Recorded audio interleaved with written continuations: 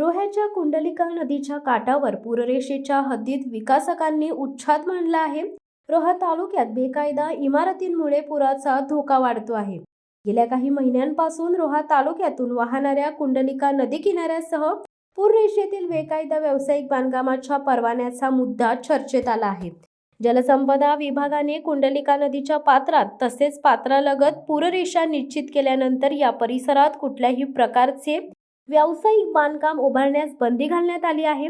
विशेषतः रोहा नगर परिषद व रोहा कोलाड रस्त्यालगत विकासकांकडून टॉवर इमारतीचे बांधकाम पूररेषेत सुरू असल्याने सामाजिक कार्यकर्ते माजी उपनगराध्यक्ष जितेंद्र दिवेकर यांनी जिल्हाधिकारी रायगड, कार्यकारी अभियंता पाटबंधारे विभाग कोल्हाड रोड ग्रामपंचायत आणि कर्मा कन्स्ट्रक्शन यांच्या विरोधात माणगाव येथील दिवाणी न्यायालयात धाव घेतली आहे.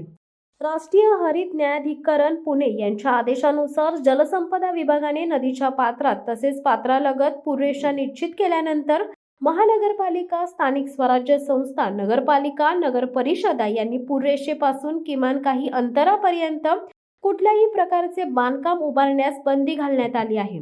तरीही रोहा कोलाड रस्त्यालगत कर्मा कन्स्ट्रक्शन या विकासकाकडून टॉवर इमारतीचे बांधकाम पूररेषेत म्हणजेच ब्ल्यू लाईन सुरू असल्याने सामाजिक कार्यकर्ते जितेंद्र दिवेकर यांनी कार्यकारी अभियंता पाटबंधारे विभाग कोल्हाड यांच्याकडे पत्रव्यवहार केला होता.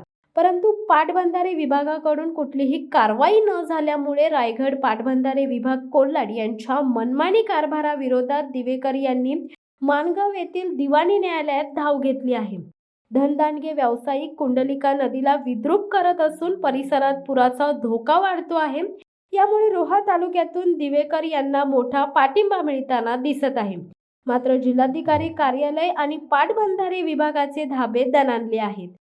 जो काम चालू आहे रोड खुर्द गावाच्या हद्दीमध्ये रोहा कोलाड रस्त्याला, याच्या बाबतीत मी वारंवार इरिगेशन डिपार्टमेंट कलेक्टरना वारंवार नोटिसा दिलेल्या होत्या का या संदर्भात जो नदीच्या पात्रामध्ये ब्ल्यू लाईनमध्ये जो काम चालू आहे त्या संदर्भात तो तातडीने काम बंद करून टाकावा. तिथं जो जिल्हाधिकारी, कलेक्टर ऑफिस आणि इरिगेशन डिपार्टमेंट आणि बिल्डर जो रॅकेट आहे यांनी जो संगनमताने जो हा केलेला प्रकार आहे आणि जे नदीच्या पात्रामध्ये जो काम चालू आहे तिथं गोरगरिबांची जी ते ब्लॉक वगैरे घेणं आहे किंवा गाडी घेणं आहे हा 14 मध्ये टॉवर होत आहे.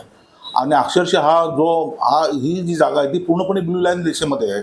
आणि तो काम करताना त्यांनी कुठच्याच गोष्टीचे नियम न बाळगता कलेक्टर ऑफिस आणि बाकीच्या ठिकाणच्या परमिशन ज्या घेतलेल्या सगळ्या ह्या बोकस परमिशन आहेत.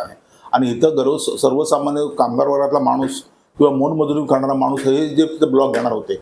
पण वारंवार ह्या इरिगेशन डिपार्टमेंटला उपोषणाच्या नोटीस देऊन काय मला बोलले तुम्हाला 8 दिवसात आम्ही अहवाल देतो, काय देतो, काही न करता ह्या लोकांनी काहीच केलेलं नाही आहे. शेवटच्या न इल्यासं मला ह्या संदर्भात माणगाव कोर्टात, जिल्हा कोर्टामध्ये दावा दाखल करायला लागलेला आहे.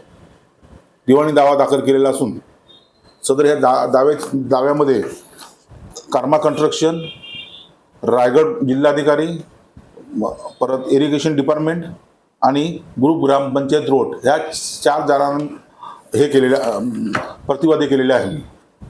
आणि या संदर्भात लवकरात लवकर हेरिंग म्हणजे 18 साला ही हेरिंग लागणार आहे.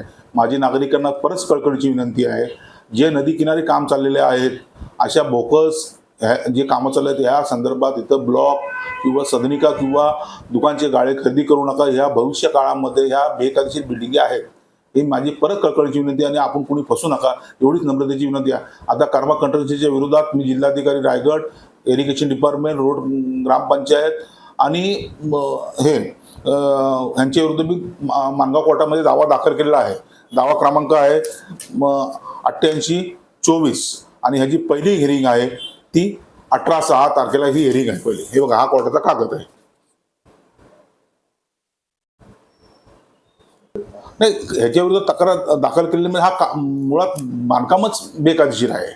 आणि ह्याच्या अगोदर मी संपूर्ण जिल्हाधिकाऱ्यांना पण माझ्या 3 नोटीस देऊन मोकळा झाला आहे. इरिगेशन डिपार्टमेंटला पण 3 नोटीस देऊन मोकळा झालेला आहे. कर्मा कन्स्ट्रक्शनला पण 3 नोटीस देऊन मी मोकळा झालेला आहे. प्रत्येक टायमाला त्यांना सगळ्या नोटिसा दिलेल्या आहेत.